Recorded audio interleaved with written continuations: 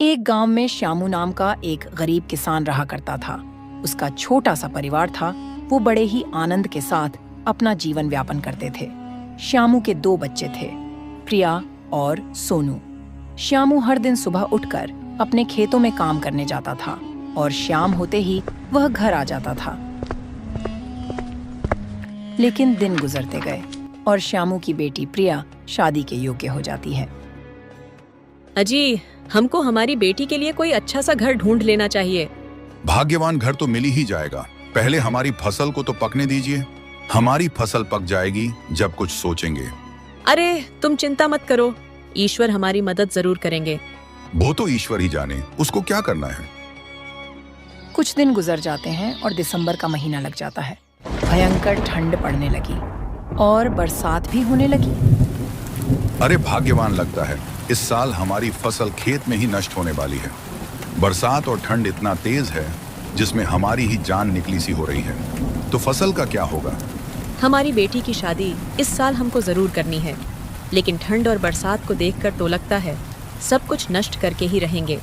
क्या ही कर सकते हैं हम? हमारे पास कोई नौकरी या बिजनेस तो है नहीं जिससे अपना जीवन को चला लें। बहुत तेज ठंड और बरसात ने श्यामू की फसल को नष्ट कर दिया था। हे ईश्वर, हमारा यही तो एक जीने का साधन है और यही तूने नष्ट कर दिया। अब मैं अपनी बेटी की शादी कैसे करूंगा? क्या हुआ जी, इतना चिंतित क्यों लग रहे हैं? अरे भाग्यवान, मैं अभी खेतों से आ रहा हूँ। हमारी फसल को ठंड और बरसात ने बिल्कुल बर्बाद कर दिया। चिंता मत करो जी, हम कोई ना कोई रास्ता जरूर निकालेंगे। अब तो जमींदार साहब से कर्ज लेने के सिवाय और कोई दूसरा रास्ता नहीं दिख रहा। कुछ न कुछ तो करना पड़ेगा ही हमको। तुम चिंतित क्यों हो रहे हो? इस साल फसल ने धोखा दे दिया है तो अगली साल फिर से करेंगे। कुछ दिन गुजर जाते हैं और मार्च का महीना लग जाता है और श्यामू की टूटी फूटी फसल पककर तैयार हो जाती है और उसकी कटाई करने लगता है। इतने कम अनाज से क्या होगा? इससे तो हमारा घर का खर्चा ही मुश्किल से चल पाएगा। क्या कर सकते हैं? ठंड और बरसात ने हमारी सारी फसल को नष्ट कर दिया था। अजी, तुम इस फसल को बाजार में बेच आओ। 4 पैसे आएंगे तो उनको हमारी बेटी की शादी में लगा देंगे।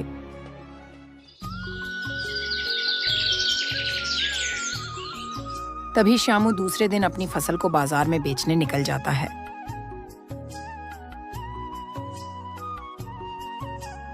और शाम को अपनी फसल को बेचकर घर आ जाता है। अजी, आ गए बाजार से? हाँ भाग्यवान, बेच आया।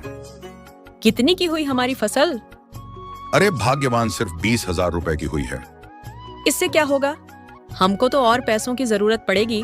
तुम अपने भाई से क्यों नहीं मांग लेते हो कुछ पैसे उधार? अरे तुम सही कहती हो भाग्यवान।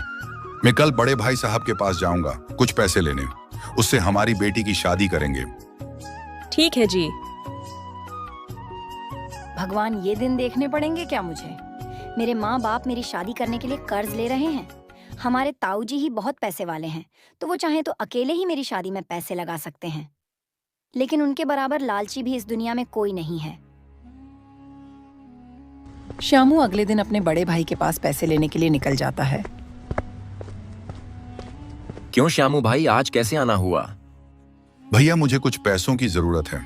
आपको तो पता ही है, इस साल मेरी सारी फसल ठंड और बरसात ने बर्बाद कर दी थी और मेरी बेटी भी शादी के योग्य हो गई है। तो मुझे इस साल उसकी शादी भी करना है, तो कुछ पैसों की जरूरत थी। अभी अच्छा मौका है दामोदर, इसकी जमीन को हड़पने का। हाँ श्यामू, कैसी बात कर दी मेरे भाई। लेकिन तुझे मेरा एक छोटा सा काम करना होगा।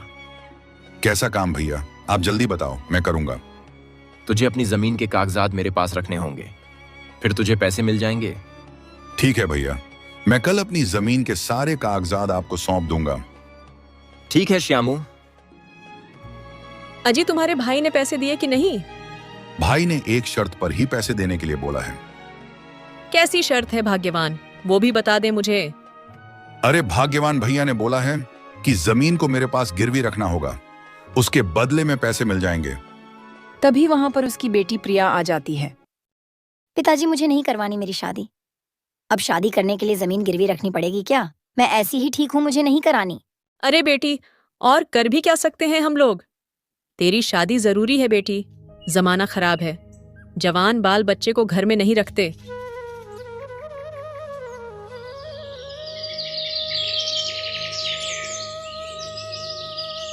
तभी श्यामू अगले दिन अपने जमीन के कागजात लेकर अपने भाई दामोदर के पास जाने लगता है।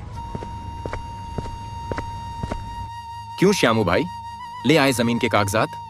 भैया ले आया, ये लो और मुझे जल्दी से पैसे दे दो। तभी श्यामू दामोदर को जमीन के सारे कागजात दे देता है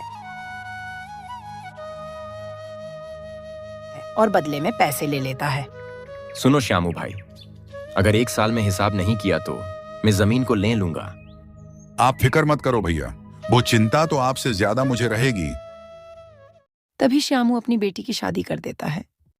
अजी, शादी तो हमने कर दी, अब हमको कर्ज उतारने के लिए खेती में अच्छी मेहनत करनी होगी। हाँ भाग्यवान, तुम सही कहती हो। श्यामू फिर से खेती करने लगता है और इस साल उसकी फसल बहुत बढ़िया हुई थी। अरे भाग्यवान, इस साल हमारी फसल बहुत बढ़िया हुई है, सारा कर्ज उतर जाएगा इस साल। भगवान का बहुत बहुत शुक्र है जो इस साल हमारी फसल अच्छी हुई है। लेकिन ये बात उसके भाई दामोदर को हजम नहीं हो रही थी। अगर श्यामू की फसल इस साल अच्छी हुई तो वो सारा कर्ज उतार देगा और अपनी जमीन को भी वापस ले लेगा। मुझे जल्द ही कुछ करना होगा।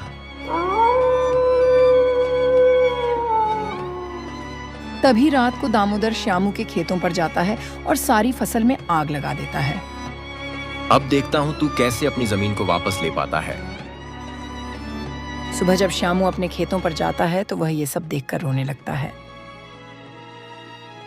हे भगवान, मेरी फसल में आग किसने लगा दी? क्या हुआ जी, आप रो क्यों रहे हो? अरे भाग्यवान, हमारी फसल में किसी ने आग लगा दी। इतनी घिनौनी हरकत कौन कर सकता है? पता नहीं भाग्यवान, ये सब किसने किया? तुम चिंता मत करो, सब ऊपर वाला देख रहा है।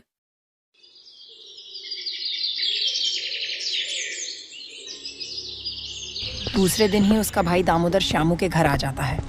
आइए भैया, बैठिए। अरे श्यामू, मुझे पैसों की जरूरत है तो तुमको पैसे देना होगा। अरे भैया, आपको तो पता ही है, इस साल मेरी फसल में किसी ने आग लगा दी, तो अभी मेरे पास पैसे नहीं हैं। मैं आपको अगली साल दे दूंगा। नहीं श्यामू, मुझे अभी चाहिए, मुझे अभी पैसों की जरूरत है। भैया, आप मेरे भाई हो, मेरी थोड़ी तो मजबूरी समझो। अभी कुछ दिनों पहले ही मैंने अपनी बेटी की शादी भी की है, तो अभी पैसे कहां से आएंगे मेरे पास?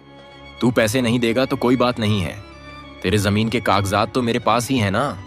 भैया, आप तो मेरे साथ गद्दारी कर रहे हो।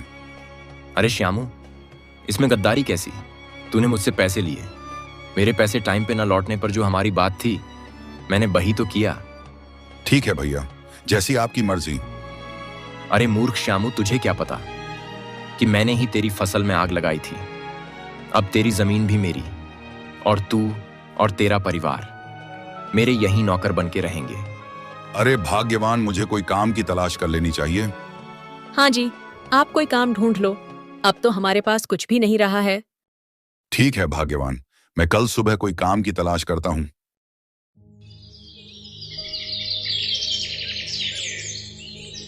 सुबह होते ही श्यामू नए काम की तलाश में निकल जाता है और बो मंजू नाम के सेठ के पास पहुंच जाता है। सेठ जी, मुझे काम चाहिए, क्या आपके पास कोई काम है? नहीं भाई, हमारे पास कोई काम नहीं है, तो आप कहीं और काम ढूंढ लीजिए। ठीक है सेठ जी। तभी शाम हो जाती है और श्यामू घर की ओर जाने लगता है और उसको चलते चलते रास्ते में कुछ चमचमाती हुई चीज दिखती है। अरे ये क्या चीज है, बहुत चमचमा रही है। अरे ये तो सोने का कलश है, लगता है भगवान ने मुझे ही दिया है। चलो इसे घर ले जाता हूँ। तभी श्यामू उसे अपने घर ले आता है और कुछ दिनों में वह सारे गांव से भी ज्यादा अमीर हो जाता है। अरे श्यामू को ऐसा क्या हाथ लग गया जो मुझसे भी ज्यादा अमीर हो गया? उसका भाई उस पर हमेशा जलता ही रह गया, लेकिन कुछ कर नहीं पाया। दोस्तों, इस कहानी से हमें सीख मिलती है कि हमें कभी भी हार नहीं मानना चाहिए। परिस्थिति बिगड़ती है, तभी हमको पता चलता है कि कौन हमसे प्यार करता है और कौन नफरत करता है।